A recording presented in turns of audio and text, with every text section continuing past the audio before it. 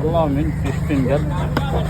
இது பார்த்தீங்கன்னாக்கா தோல் முள் எல்லாமே எடுத்தாச்சு.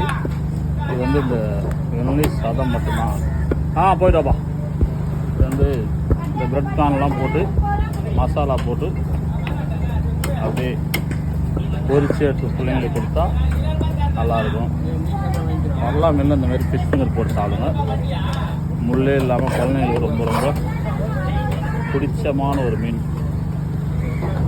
ஃபிஷ் ஃபிங்கருக்கு ஏற்ற மீன்னா பர்லா.